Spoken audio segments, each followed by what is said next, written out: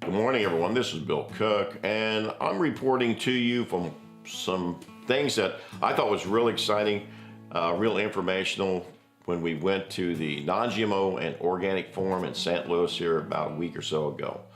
A lot of things are going on. Of course, the one thing that we're all trying to do here is help you make money, save time, take advantage of some really big opportunities that we see coming down the line. The transitional, the organic market, they are so hot.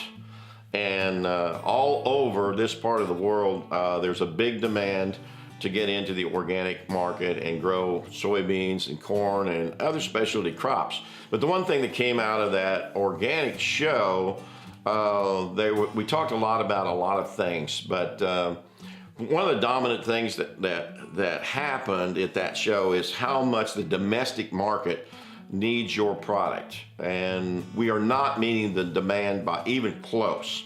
We're importing over 65% of the total numbers in the organic soybean meal is coming out of India or some other country. So, I mean, we're really hard pressed to get an industry moving in that direction because the margins are so good.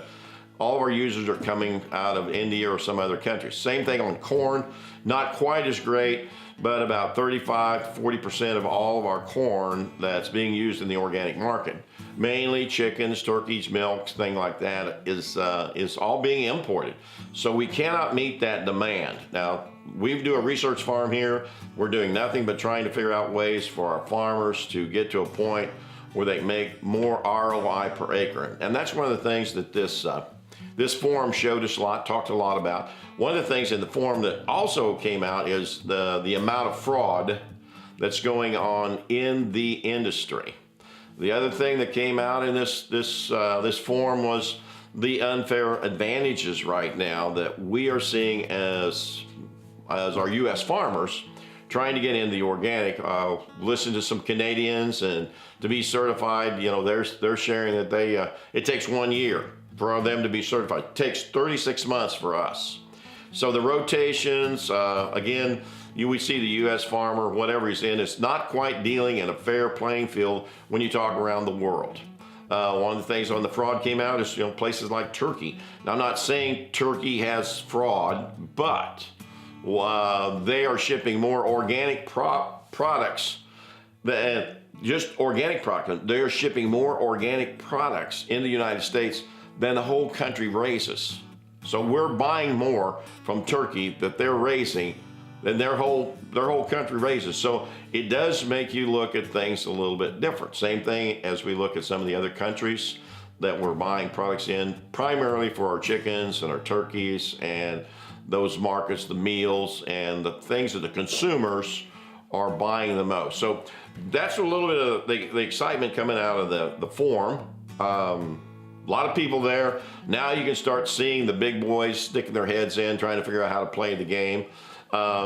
We have a lot of products within our organization, relationships that will actually help you lower your cost and drive your income up. On the input side, we've just devoted the whole research here at the research farm and around the Midwest.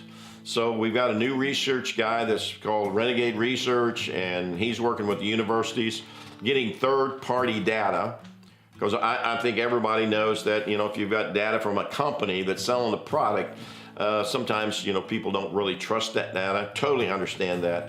But our whole method here with all the research is we're working with the universities to actually harvest, provide the data to us after we've done the applications or the planning of the product. So pretty cool thing. That's what we see out of that forum is people want to buy things that they trust. The other thing is the labeling laws. The labeling laws are really, really big. Everybody wants to see, track, and trace, and they want to go back to your farm. They want to see that Joe Smith, 40 acres, produced this through a lot number, went delivered here. So when they look on that label, and you're seeing a lot of QR codes coming now where they can actually track the product back. You hit that QR code and your lot number comes up, your face, a little bit about your farm. And consumers, U.S. consumers, really want to see that. They want to see and trust their food system. So that's the one thing that came out of that St. Louis Forum. Pretty exciting time.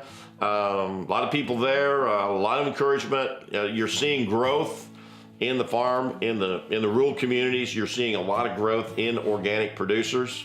We're seeing that locally. When I say locally, in the Missouri, Kansas areas. So we're here to try to help you figure out a way to make money, save time. Big ROIs on organic. Even in mediocre crops, we were selling soybeans from $21 to $26 this year. 21 was the lowest we got. And on the corn side, I think it started out about $9.50 and migrated up to about 11 to 11 and a quarter a bushel. So, those numbers on ROIs, seeing 130 bushel organic corns and somewhere in the 40, I'd say probably 45 bushel range in the organic soybeans. So you can plug the numbers into that. You're looking at up around $1,500 an acre gross and something close to $1,000 an acre on soybeans. As our numbers come in, it looks like we're about $550 an acre on corn and somewhere just a little bit north of $300 on soybeans, and that's counting labor and that's counting all of those different costs that it takes to put in, inputs and so on and so forth. So anyway, I hope this is helpful, but please take a good hard look at IP crops. IP by being identity preserved crops, transitional, non-GMO, chemical free, whatever you see that you want. And we work with a lady by the name of Megan Dixon, and she runs a program. She can write an SOP, work with your companies on SOPs, but really a great opportunity now for farmers that can make that move. And we're not saying do it all at once, but make the move over into some organic or transitional production. And there's some really, really, really big profits there, guys. So please don't overlook this opportunity. Thank you from our company to yours, and I hope you have a good end of the year. Get your harvest all out, and looking for a great 2019.